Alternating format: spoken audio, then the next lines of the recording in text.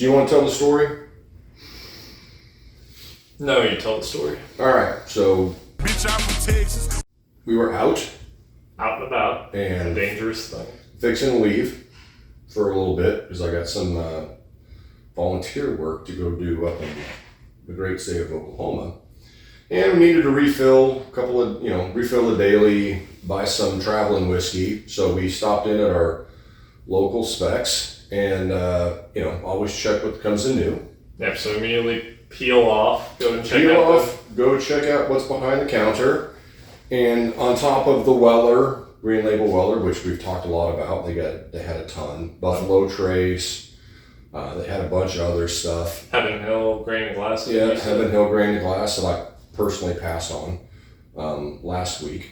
Lo and behold, Jack Daniel's Heritage Barrel, Toasted Barrel Whiskey. Now, I've seen a decent amount of this stuff going around on the interwebs from all the whiskey reviewers. One, you know me, I don't pay secondary. No. And two, I'm not waiting in line for shit. So, we just walked in.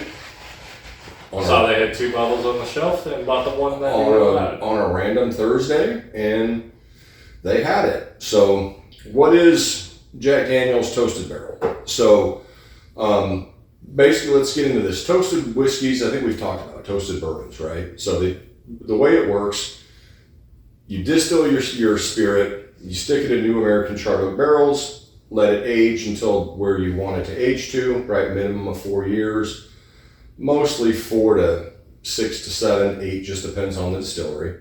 Toasted barrel is a variety of finished whiskey. Finished, right. So what happens is after they age it in the original barrels, they'll dump said barrel, or they'll put a blend together of however many barrels they want, and then they'll put it back into a barrel. Now that could be a used barrel that they've already used for aging bourbon. It could be into a brand new white oak barrel that they've then toasted and charred in different ways. You can put it in port barrels, cognac barrels. You see that with a lot more affordable scotches. They are blended first and foremost, or they might be single malt, like Speyside or Highland, either way, a place where they make a lot of scotch and then they finish it in like a Marsala cask or a port cask. Yeah, Scotland's a little different because they don't have the same rules we do in bourbon, yes. Which we talked about that on the Lefroy episode, where they can use any barrel. Mm-hmm. So back to American, that's the normal process. So then they'll take said first barrel, dump it, blend it together, whatever, and then add it into a secondary barrel. And now it can sit from anywhere from 2 to 4 months to 6 months to 12 months to a year and a half in that barrel. And the double barreling process changes everything about that bourbon, right? Like a Woodford and a Woodford Double Oak. Same base distillate, but the Double Oak tastes much different than the standard Woodford, right? Yes, in that case, it's much sweeter. Correct. And there's a lot of companies that do it. Michter's have Double Oaks. All the Thomas S. Moores are Double Oaks. Rebecca Creek does it. So what's interesting about this is Chris Fletcher is a master distiller at Jack Daniel's. And this bottle in particular is, if you look at the bottle, the distillation date and the bottling date, that's over 8 years old. Yes, it is. So it's Jack Daniel's for this particular offering. They say, they're right around 7 years for most of them. This happens to be an 8-year product. Now, here's what's interesting with this. So the mash bill, they modified it a little bit. So it's 80 corn, 8 rye, 12% malted barley. So they changed their mash bill a little bit, but here's the most interesting thing, and you asked me this earlier. Yes, and you're being coy with your about what you'd be surprised with. So what's interesting with this is this technically isn't a double barrel product. So this is what they did. So new charred white oak American oak, right? New charred barrels. But what they did, and this is from their website, so most toasted barrels, remember they toast the heads and the butts. Yeah. Right? They don't necessarily toast the staves. Not the staves, but it's the staves, right? Yeah. Yeah. So most heads and butts get toasted for about 12 minutes. right? What Jack Daniels did is they toasted their heads and their butts for 24 minutes. Okay. So that's called a heavy toast. Yes. Now, on the inside of the wood staves, they did something called flash charring, Really? right? So now we talked about this before, but in case people don't understand, when you char a barrel, the head and the butt are removed, right? So you've got the bands and you've got the barrel. And then imagine like in a big wok, like if you're in a Asian restaurant and you got thousands of friggin' BTUs blowing straight up. Well, they set the barrel on top, and then there's different char levels, anywhere from a char 1 to a char 4. So what Jack Daniels did is they took it, heavily toasted the heads and the butts, flash charred, which is almost like a zero char, right? But just kind of like in a steak world, almost like black and blue, right? As opposed to a medium steak. And then what they did is they took their modified distillate, the 8812, and then barreled it in those barrels and left them for 7 to 8 years. Now, what they do differently, before you change the subject, what they do differently is they have a very low entry proof. So in the world of bourbon, the lowest you can throw whiskey in a barrel is at 80 proof. The maximum is 125 proof. So what Jack Daniels does is with this offering, they throw it in the barrel at 100 proof. They take it to the top of the rickhouse. Why? Because the top of the rickhouse is the hottest, right? So when it's sitting up there, you're going to have evaporation, which is called the angel share. But what it's doing is it's kicking up the proof. But because it's only at 100 proof when it enters the barrel, those barrels are only 107, 110 proof at the most, right?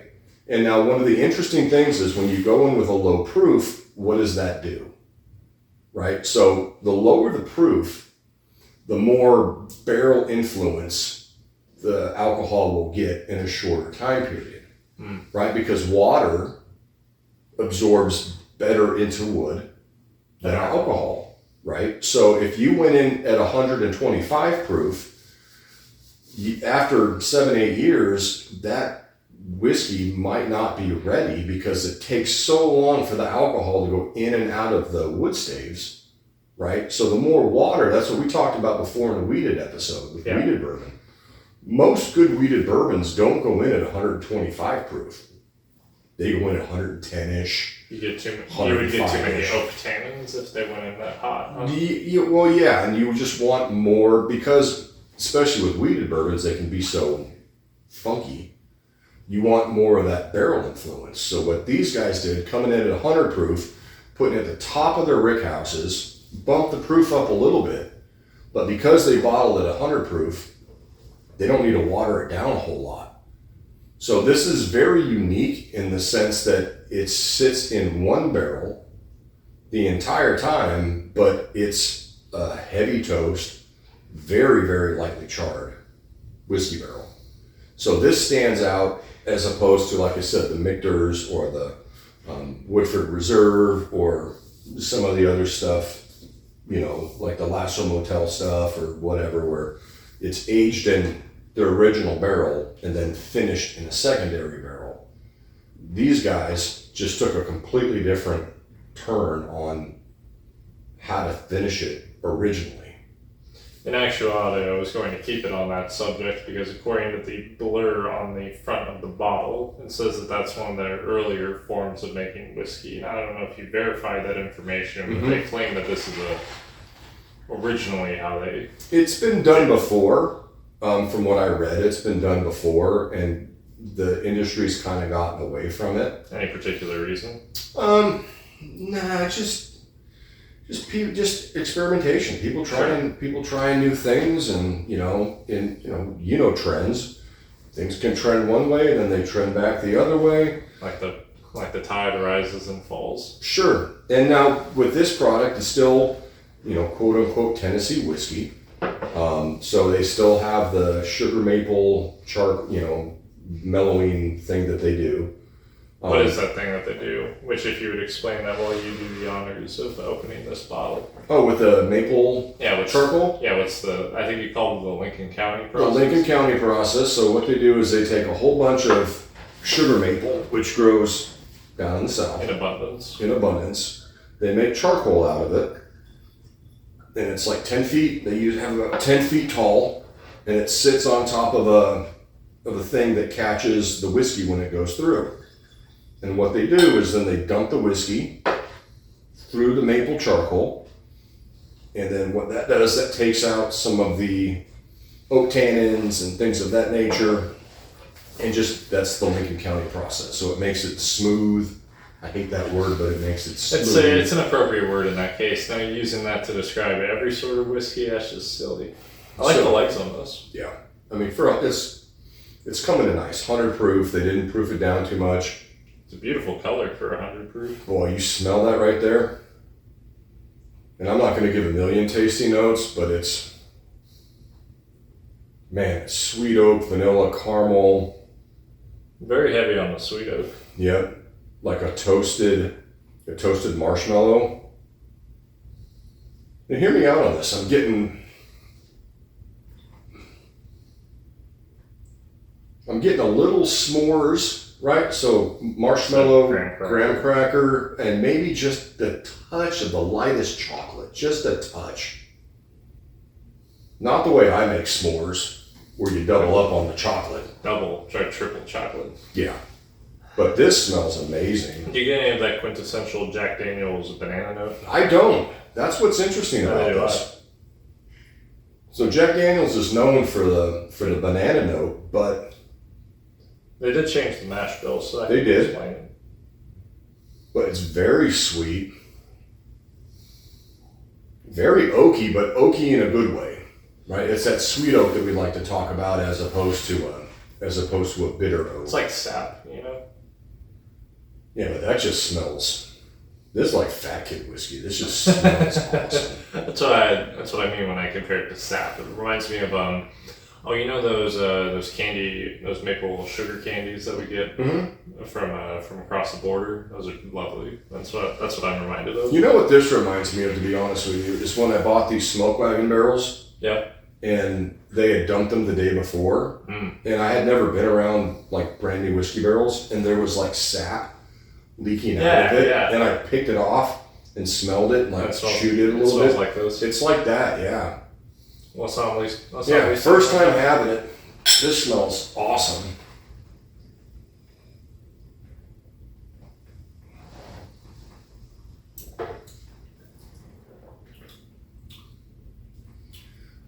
And it tastes nice. Wow. Tastes very nice. Obviously, a lot of oak. A nice sweet oak. Which comes through very well on the back of the palate. I was going to say, the nose follows the palate, or the palate follows the nose. But in the back, there's almost like a graham cracker with like toffee on it. Yeah. Call it a thick candy note. Thick and dark candy.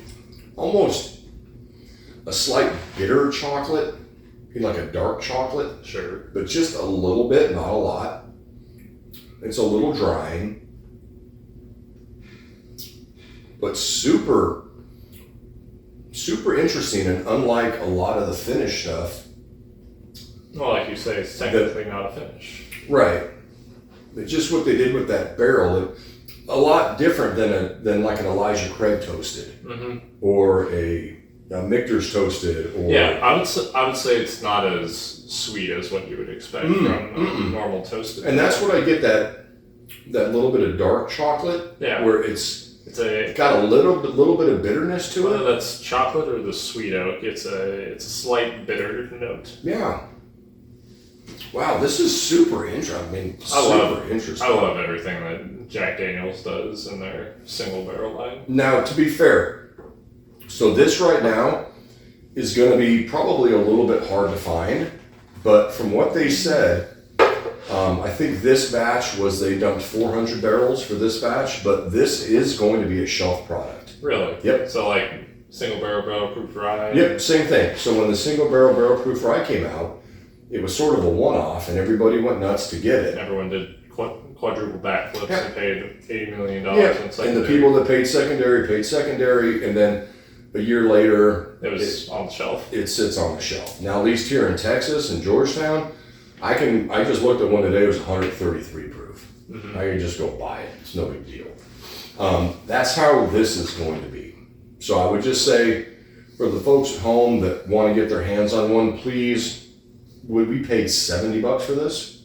Yeah, $69.99 I think Right. it was. That's MSRP. So if people are charging a whole bunch more than that, Don't buy it. don't buy it, because what's going to happen is it's going to be just like the barrel proof rye. It's Jack Daniels. They're gonna make enough of it. It's Jack Daniels. Yeah, it's going to be on the shelf. But if you're into toasted barrels and finished bourbons or Keep ryes, an eye out for this one because dime for dime, I'd say this is the most interesting toasted barrel that I've tasted. yeah, and I would say, I know it's a different product, but other than the Michter's toasted barrel rye, Which is very good.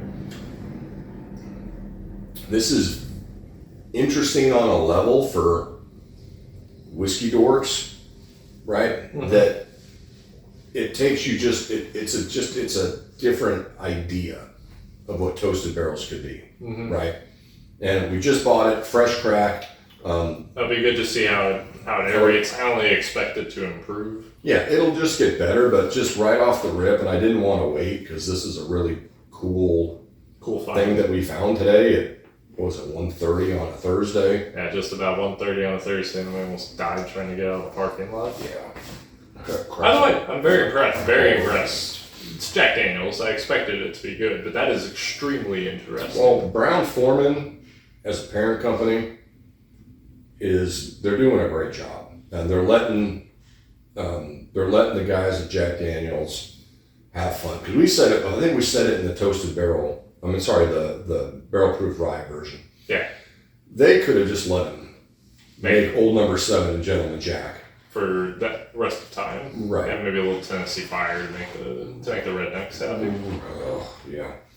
But what they're doing and their experimentation and the fact Like that with the Bonded series and now this. well, but this what's super cool and nerdy that I loved about it is that they didn't do your traditional toasted barrel finish. Yeah, they didn't phone. Like nothing wrong with a traditional toasted barrel finish, but especially for Jack Daniels and their more experimental series, it would have read like phoning it in. Wow, there's almost a little cola now. Weird.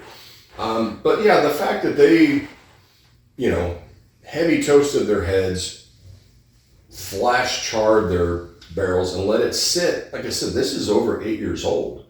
And let it sit at the top of the rickhouse for 8 years, and they're like, cool, we made something new. Like, There you go. I would, so changing the subject, Penelope, the Architect series, Yeah. right now at the local specs, they have a couple of picks where they did different stave intensities. Mm-hmm. But it's still the same product. It's still start it in a regular barrel, dump it into a secondary barrel, and play with the stave profile and see how that works out, right? Where this was just a completely different way of thinking about it. Or you toast it from the start. Yeah, you toast it from the start, you flash char it, and then make something new. See what happens. Right, and that's super cool. So just to conclude, this is awesome. It's very unique. It's very interesting. I would not pay, but you know me. You would never pay secondary. I'm not price. paying secondary for this, and here's the thing.